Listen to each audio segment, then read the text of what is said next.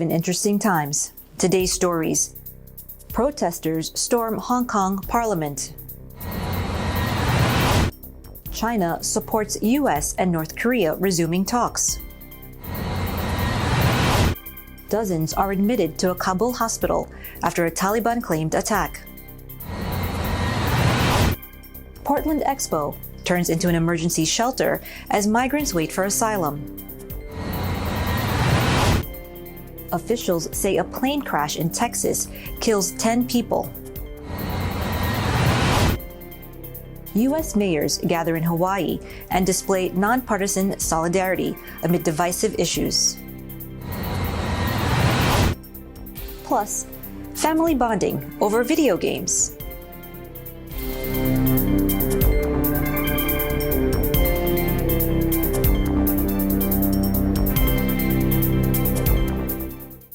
Hello everyone, I am Jennifer Palantan bringing you stories from around the globe, and this is Eagle News, broadcasting from New York.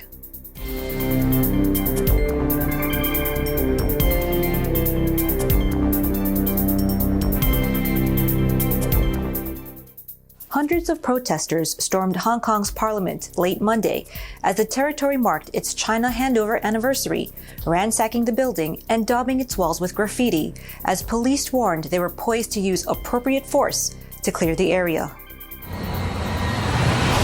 The financial hub has been plunged into unprecedented political chaos after 3 weeks of record-breaking demonstrations against a hugely unpopular bill that would allow extraditions to the Chinese mainland.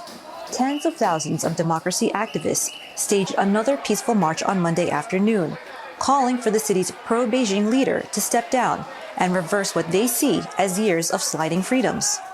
But late Monday, masked protesters wearing hard hats managed to breach the legislature after clashes with riot police, ending 2 weeks of relative calm. Once inside, they tore down portraits of the city's leaders, hoisted a British colonial-era flag in the main chamber, and sprayed the city crest with black paint. One banner that was hoisted above the podium read, "There are no violent protesters, just tyranny." Another read, "Hong Kong is not China."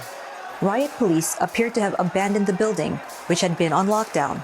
But shortly after the breach, Hong Kong police warned they were ready to expel the protesters from the parliament using appropriate force if they encountered obstruction or resistance. China says it supports the U.S. and North Korea agreeing to resume working-level consultations after the weekend meeting between Kim Jong-un and Donald Trump in the demilitarized zone. 有关的会晤是建设性的，取得了积极成果，特别是朝美双方商定近期重启工作层的磋商，具有重要意义。中方对此表示支持。朝美韩此次互动符合各方的共同利益以及国际社会的普遍期待。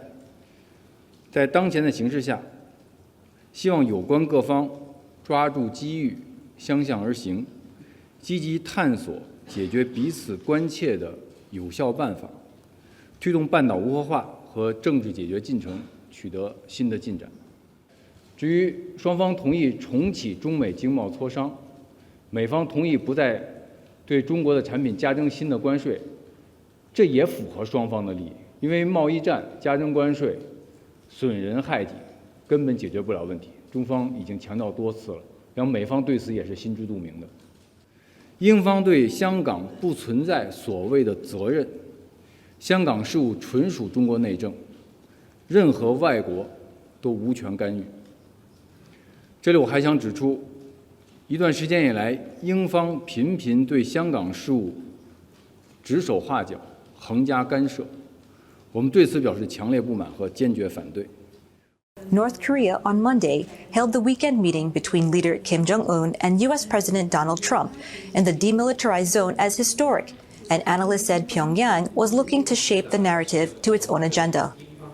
The official Korean Central News Agency said the two leaders agreed to resume and push forward productive dialogues for making a new breakthrough in the denuclearization of the Korean Peninsula.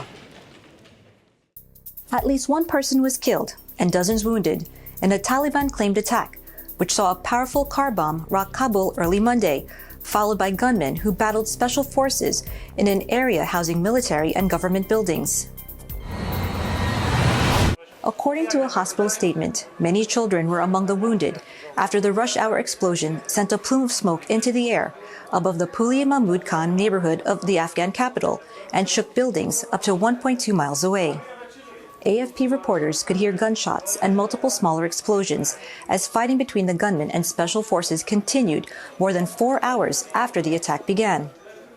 Interior Ministry spokesman Nazrat Rahimi said, at first, a car bomb took place and then several attackers took over a building. The area is cordoned off by the police special forces and are bringing down the attackers. Coming up, Portland Expo turns into an emergency shelter as migrants wait for asylum. Officials say a plane crash in Texas kills 10 people.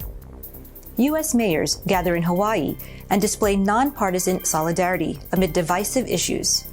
Eagle News will be right back.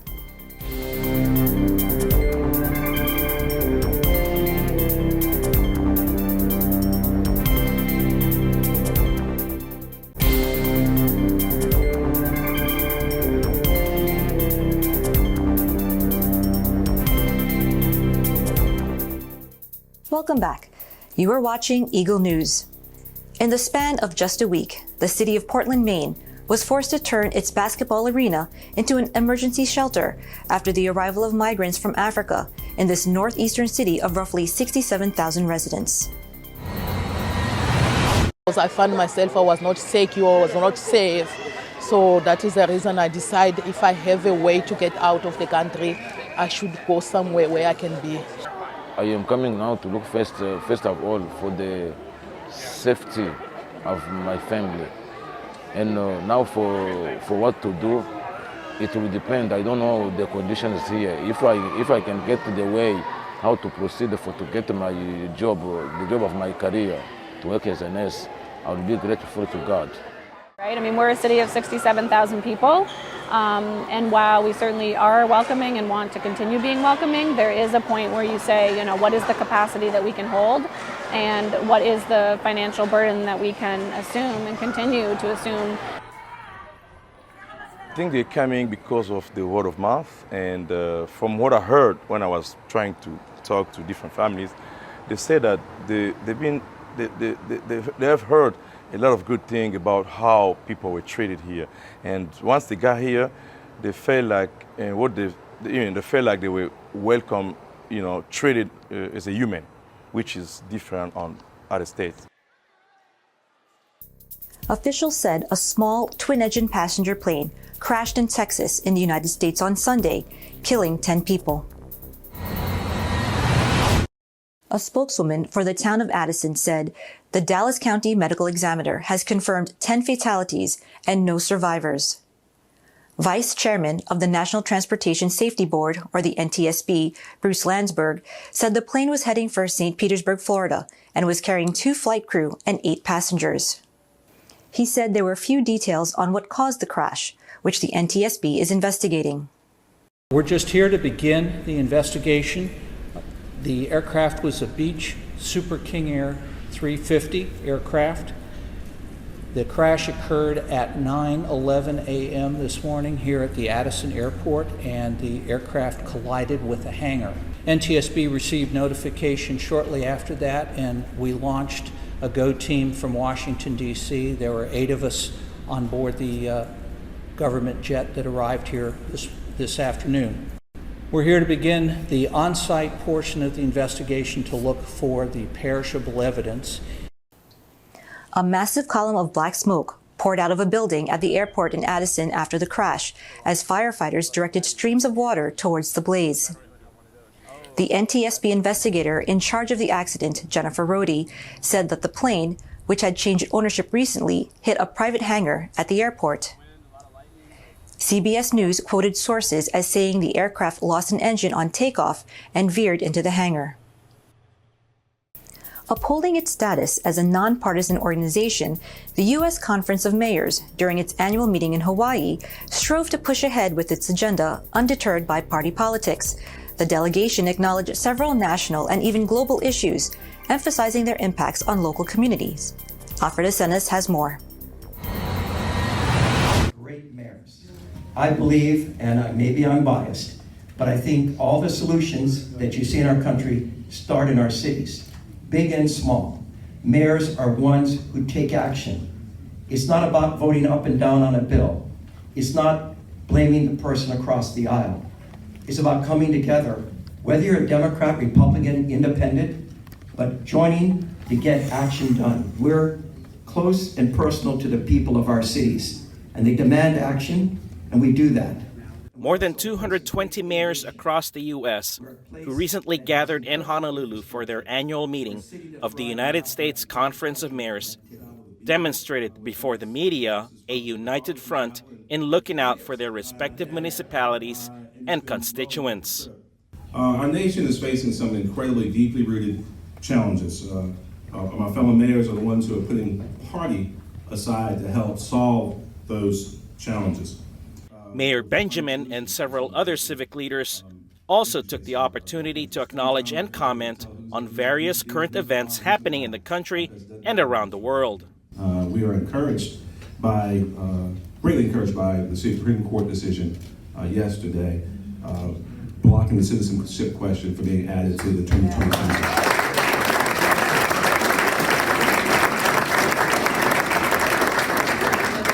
Both Democrats and Republicans and also as independents who understand the importance of having good data in making decisions, and certainly funding decisions that we have to make every single day, we recognize that having a full, fair, and accurate count, the lack thereof could undermine the very core of the constitutional mandate of the census. And the United States Conference of Mayors was the only public interest group to file a lawsuit to block the administration on this issue. We're very proud of that success. Record drought, record heat in Europe taking place this week, fires ravaging throughout the western United States. We know that something or some things is happening with our climate, and it's most devastating to where most people live, and of course that's in our cities. And so while DC is leaving climate agreements, mayors are plowing forward and saying we can't wait. The future of our cities depend on this. Even LA Mayor Eric Garcetti touched on immigration by sharing his grandfather's experience in trying to cross the U.S.-Mexico border as a refugee. And we had a country that accepted him, that allowed him to fight for this country, that allowed him to become a citizen, and that is the reason that I'm here. But unfortunately, we have a heartless policy too many times in this country. We have to remember who we are as Americans. There's a lot of talk about America first. How about being Americans first? And this body is what that is about. While appearing to display some emotion, Garcetti went on with his remarks, this time in Spanish. I don't know if there's any Spanish press here in Honolulu, and this isn't a democratic presidential debate, but I'll say some Spanish anyways. Yo quiero decir unas palabras en español también. Necesitamos un país aquí en los Estados Unidos donde todos nosotros pertenecemos y todos nosotros son parte integral de este país. La visión de este grupo de alcaldes en todas partes de este país son una visión que necesitamos en los Estados Unidos ahora. Una visión desafortunadamente en Washington de división, de odio, no son los valores de nuestras ciudades y de este país. Gracias a estos líderes por su visión, gracias a este equipo, porque ganaremos en estas luchas. We will win these fights. Finally, the mayor from Columbia, South Carolina, expressed optimism about his fellow leaders in accomplishing their agenda during their collaboration in the Aloha State. In closing, let me say that while the attention of the nation is trained on the battle for the presidency, and that mayors are relentlessly toiling away in their local communities, getting things done on issues that matter most to our residents. And I, for one, look forward to learning more over these next few days about the path to greater opportunity that my colleagues are paving for the men and women and families that they represent. Meanwhile, Hawaii-born former U.S. President Barack Obama sent a letter to the Conference of Mayors congratulating the entire body in, quote, fortifying the notion that government can be a force for good in the lives of its citizens, end of quote. The 2019 annual meeting of the United States Conference of Mayors adjourned on 1 July. Reporting from Waikiki, Hawaii, I'm Alfred Asenas, 1 with 25. Thanks, Alfred. When we come back, family bonding over video gaming. Eagle News will return shortly. Stay with us.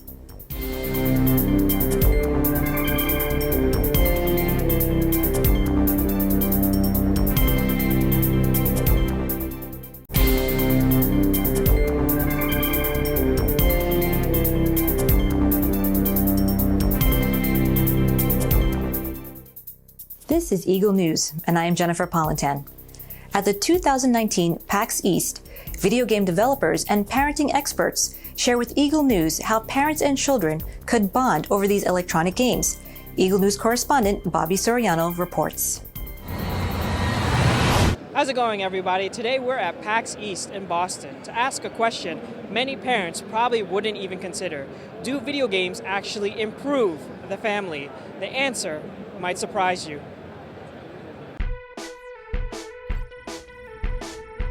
It's an all too common sight for many families. Parents confused by their kids and the video games they play. Teenagers thinking their parents will never understand the thrill of a good online match. But those days are starting to be in the past, as a generation that grew up with Super Mario and Sonic the Hedgehog start to have families of their own. Amanda Farrow, editor-in-chief of superparent.com, a website dedicated to helping parents navigate the ever-changing landscape of video game trends, talks to us about how she's integrated gaming into her own family. So gaming was a big part of how I was raised, and I wanted to make sure that I passed that on to my children. Gaming is ubiquitous. It's always something that we do. We're always playing video games and tabletop games together. Gaming is just such an integral part of who they are, who we are as parents, that it just enriches our lives. They've learned leadership skills, how to lead a team as well as how to be a part of a team, especially when they're playing cooperatively. The interpersonal stuff where they learn to be, pro-social, a lot of pro-social skills about how to be kind and generous, compassionate in the moments where it's like, oh, you lost this game and I won, maybe you'll win next time, and making it about the experience. There's a lot of great skills that kids learn with video games, especially when they're young. But what about the parent that's never touched video games before? Sometimes all you need to do is show a little interest, even if you don't get the big deal. I really believe that when you're talking about parents, if they're bringing their kids to a Minecraft event, they care. Helping them you gotta just get them that one step further. If you can understand, if you take the time to try to understand, sit down with your kids while they're playing and have them explain this to you, have them explain to you what they're doing. Taking that time to sit down with them and be like, I'm going to take an interest in this thing that you're super excited with. They don't ever have to understand it. They don't ever have to necessarily see it. But that enthusiasm and being able to see is a great thing to encourage.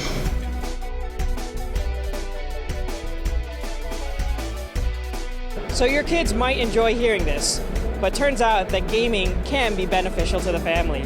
Reporting from PAX East in Boston, this is Bobby Soriano, 1 with 25. Moderation and parental supervision are important in video gaming to avoid the problem of addiction. That is today's Eagle News. Join us tomorrow for stories that matter to you. Visit our websites at eaglenews.net and eaglenewslive.com. Follow us on Twitter at twitter.com/eaglenews and on Facebook at facebook.com/eaglenews. Thank you for watching. I am Jennifer Polentan and I am 1 with 25.